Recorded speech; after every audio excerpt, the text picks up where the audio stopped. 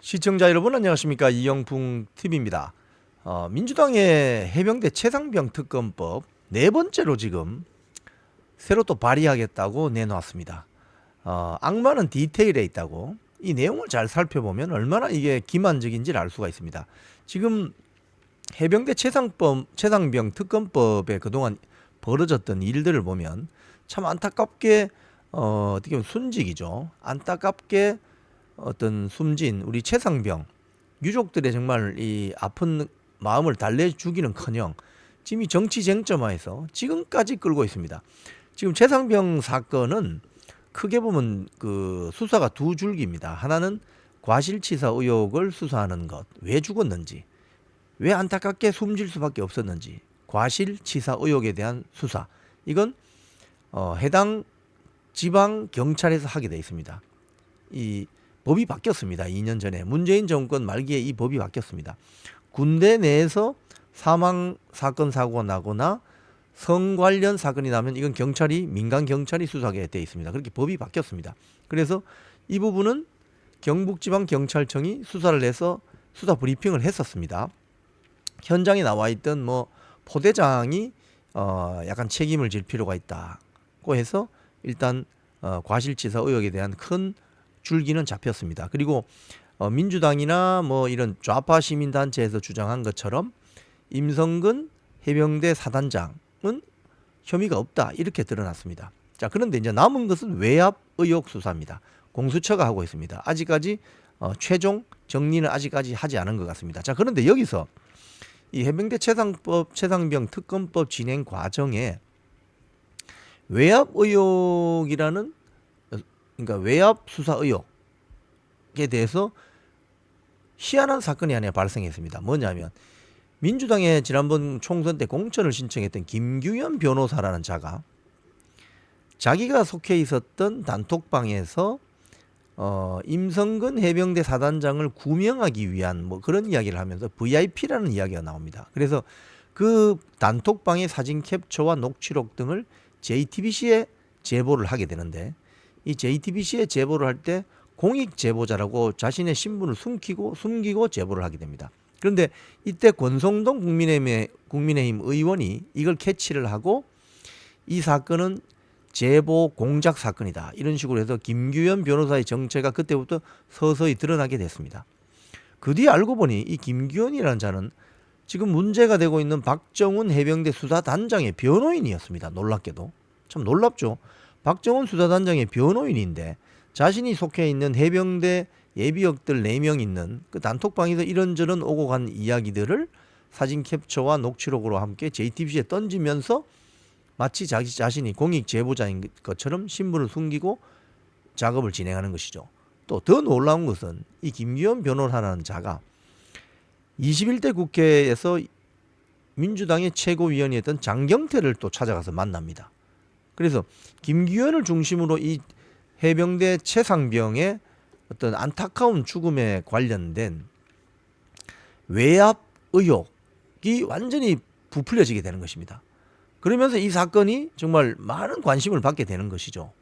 그래서 이걸 이슈로 드디어 뭐 촛불 행동이나 이런 데서 이 병사가 안타깝게 죽었는데 왜 이 윤석열 정권이 극악무도하게 이렇게 하느냐 이러면서 해병대 최상병 특검법을 민주당이 발의하게 되고, 이게 또 대통령실에 갔다가 제2요구권이 발동이 되어서 거부권이 된 행사가 또 오면은 국회에서 또 투표해서 또 그게 폐기되고 지금 네 번째 새로운 법안이 나오게 된 겁니다.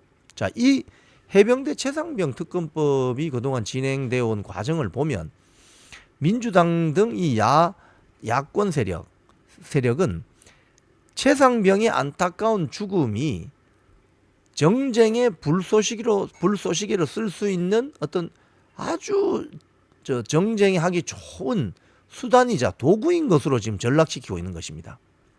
이렇게 사건이 흘러가고 있습니다. 그런데 지난번 그 국민의힘 전당대회에서 한동훈 당대표가 해병대 최상병 특검법이 대통령이 제2요구권을 계속 발동을 하니까 국민의 눈높이, 뭐 민심에 따라서 공정한 제3자인 대법원장 등이 특별검사를 추천하면 받을 수 있지 않겠느냐 이런 이야기를 하게 됩니다.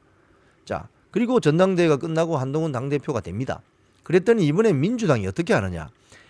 대법원장이 추천하는 네 번째 최상병 특검 법안을 들고 나왔습니다. 대법원장이 추천하는. 그런데 디테일에 문제가 있습니다. 제가 아까 말씀드린 것처럼 악마는 디테일에 있습니다. 그 세부사항을 잘 읽어봐야 됩니다. 추천은 대법원장이 하는데 4명을 추천하게 되어 있습니다. 그런데 그 중에 2명을 야당, 국민의힘이 아닌 야당이 이 2명의 특검을 초이스하게 되어 있습니다. 그런데 이 2명이 마음에 안 든다. 이러면 마음에 들 때까지 계속 대법원장은 4명 추천하고 또 안 되면 또 추천하고 이 다람쥐 책바퀴 돌듯이 할 수 있게 만든 법안이 지금 4번째 해병대 최상병 특검 법안입니다. 자, 오늘 중앙일보 사설, 최근에 중앙일보 사설 이런 게 있습니다. 대법원장을 핫바지로 세우겠다는 민주당의 특검 법안. 이게 이 내용입니다. 그래서 이건 특별검사가 아니라 야당 검사를 뽑겠다는 것과 마찬가지이고 야당을 위한 특검 쇼핑이다. 이런 비판이 나온다. 그래서 대법원장에게 4명을 추천하도록 하고 그에 대해 입법부 전원도 아니고 입법부의 수장도 아닌 입법부의 일부인 야당이 잘할 때까지 거부권을 행사하겠다고 하니 참으로 오만 방자기 짝이 없는 발상이다. 대법원장의 권위를 이렇게 우습게 여겨서야 되겠는가? 이런 비판적인 사설을 내고 있습니다. 지금 해병대 최상병 사건은 안타까운 이 사망 사건은 처음부터 민주당 등 야권 세력들은 또는 좌파 세력들은 아스팔트에 있는 좌파 세력들까지 이 사안을 잘 키우면 윤석열 정권을 한 방에 보낼 수 있는 어떤 폭발력 있는 소재로 쓸 수 있겠다고 오판한 것 같습니다. 왜? 대한민국 국민들 중에 자기의 아들, 자기의 조카, 자기의 손자 그 누구 한 명이라도 군대에 가 있거나 뭐 제대하기 직전이라든지 얼마 전에 신병 훈련소에 안 간 사람들 있습니까? 이 5천만 명의 어떤 우리 국민들 중에 다 걸리게 돼 있습니다. 그래서 사병이 군대에 가서 안타깝게 사망하는 사건은 전 국민의 마음을 아프게 하는 정말 가슴 아프게 하는 사건임에 틀림없습니다. 그런데 이런 아픈 사건을 민주당 등 이 좌파 세력들은 자기들의 어떤 정쟁의 불쏘시개를 쓰는 이 못된 버르장머리가 있습니다. 그렇기 때문에 사건의 진상을 밝혀내어서 최상병 본인은 물론이고 가족들의 가슴 아픈 사연을 달래려고 하는 노력보다는 정쟁의 불쏘시개로 써야 되겠다 하는 이런 못된 버르장머리가 있습니다. 이번에 4번째 해병대 최상병 특검 법안이 발의가 되었는데 이 법안에 대해서는 이미 국민의힘은 당론으로 받아들이지 못한다고 되어 있습니다. 이미. 근데 지난번 전당대회 과정에서 한동훈 당시 당대표 후보자가 대법원장이 추천하면 약간 공정하지 않을까? 제3조 추천 법안? 이 언급을 했기 때문에 이걸 물고 들어오면서 지금 민주당이 한동훈 당대표를 오도 가도 못하게 지금 발목을 잡으려고 하고 있는데 여기에 대한 한동훈 당대표는 명확한 입장을 빨리 정리해 주는 게 좋을 것 같습니다. 지금까지 이영풍 TV였습니다.